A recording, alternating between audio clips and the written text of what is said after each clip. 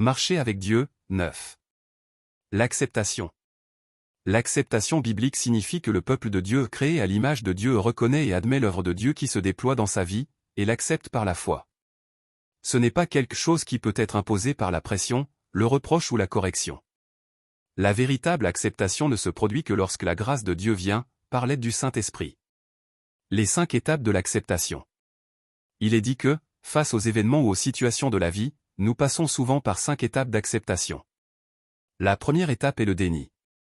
On comprend les faits dans sa tête, mais émotionnellement, on veut les rejeter. Alors, on cherche à ne pas reconnaître la vérité. On essaie de trouver des personnes ou des circonstances qui pourraient contredire ce qu'on a déjà entendu. La deuxième étape est la colère.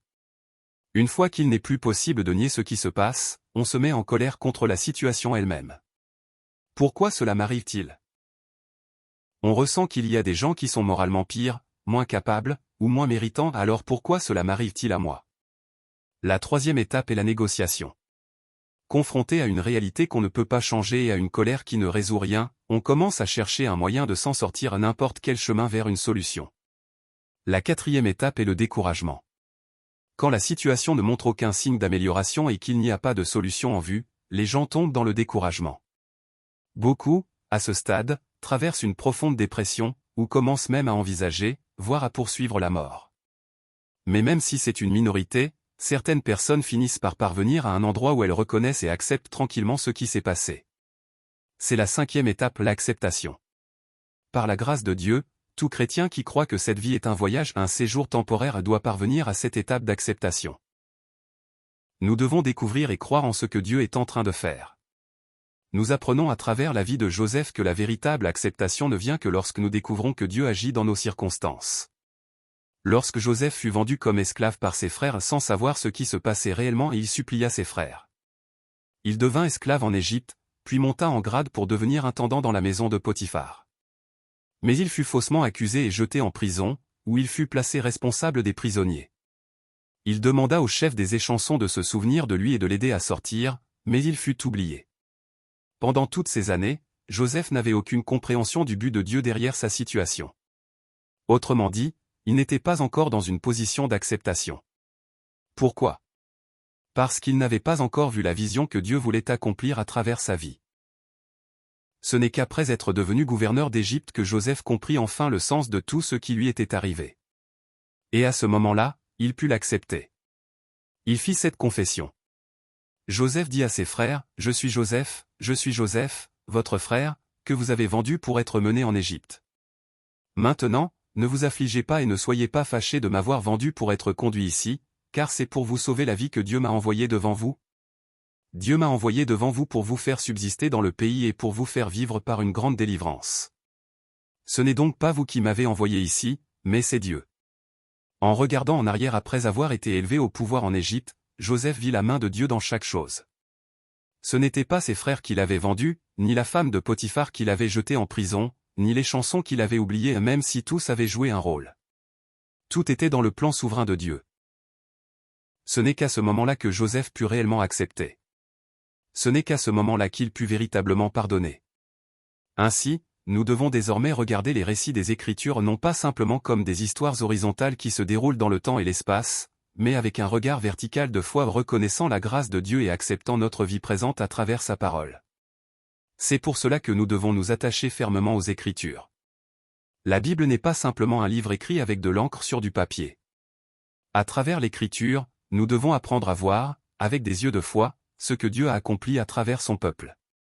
Par l'inspiration du Saint-Esprit, les événements de la Bible doivent devenir nos propres événements. Ce n'est qu'alors que nous pourrons, en tant que peuple de Dieu, regarder tout ce qui se passe dans nos vies depuis la perspective de Dieu et l'accepter. Nous devons voir la grandeur de Dieu. Job a fait une confession de foi étonnante au milieu d'une souffrance indescriptible. Même après avoir tout perdu, ses biens et tous ses enfants en une seule journée, il adora et déclara: « L'Éternel a donné, et l'Éternel a ôté, que le nom de l'Éternel soit béni. » Et l'Écriture ajoute ce témoignage.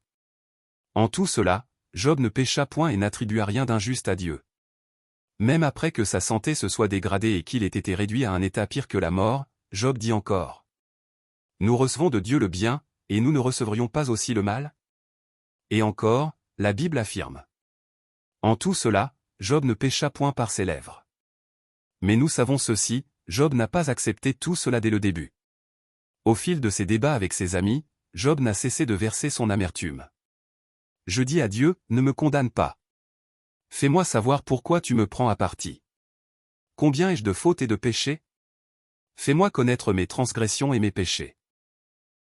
Pourquoi caches-tu ta face et me prends-tu pour ton ennemi? Même s'il avait fait des déclarations de foi, il gardait encore une douleur non résolue. Car sans véritable acceptation, Job ne pouvait pas libérer l'amertume de son cœur. Mais finalement, Job finit par contempler la grandeur de Dieu. Il en vint à comprendre à quel point il était petit. Et il finit par confesser. Je reconnais que tu peux tout, et que rien ne s'oppose à tes pensées. J'ai parlé, sans les comprendre, de merveilles qui me dépassent et que je ne connaissais pas. Mon oreille avait entendu parler de toi, mais maintenant mon œil t'a vu. C'est pourquoi je me condamne et je me repens sur la poussière et sur la cendre. C'est à ce moment-là que Job accepta véritablement ce que Dieu avait fait dans sa vie.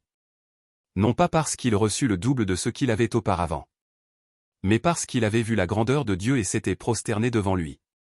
Nous devons être remplis du Saint-Esprit. Pierre aussi, sous un autre angle, a traversé un processus difficile d'acceptation. Au début, il confessa. « Seigneur, éloigne-toi de moi, car je suis un homme pécheur. » Il fit également cette grande confession de foi. « Tu es le Christ, le Fils du Dieu vivant. » Et il déclara. « Même si je devais mourir avec toi, je ne te renierai pas. » Mais quand Jésus fut arrêté à Gethsémane et conduit chez le souverain sacrificateur Caïphe, Pierre renia 3 fois connaître Jésus. À un moment, Jésus se retourna et regarda Pierre droit dans les yeux. Même après cela, Pierre fut le premier à entrer dans le tombeau vide.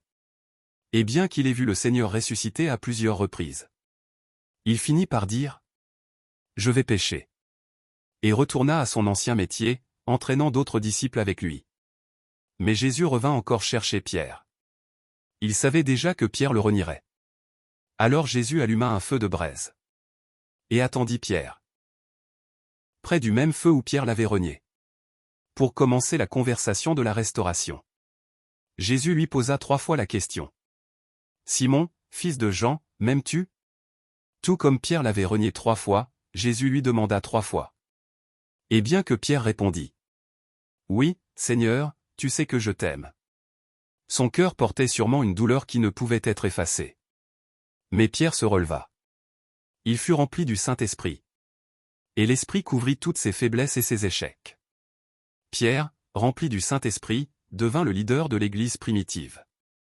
Et même avant Paul, il fut utilisé par Dieu pour ouvrir la porte de la mission aux païens. La culpabilité d'avoir renié Jésus fut lavée par la grâce du Saint-Esprit. Voilà à quoi ressemble l'acceptation. Quand la grâce de Dieu vient par la plénitude du Saint-Esprit, même la culpabilité et l'échec peuvent devenir un lieu de nouveau départ. L'acceptation signifie recommencer. L'acceptation signifie reconnaître que, même si cela vient de ma faiblesse, de mon échec ou de ma honte, je ne suis jamais hors de portée de la main de Dieu. Et rien ne peut arriver sans sa permission. L'acceptation, c'est recommencer à partir de cet endroit même. Que je l'ai voulu ou non. J'embrasse désormais tout ce qui m'est arrivé dans la volonté de Dieu. Marcher avec Dieu, cela continue.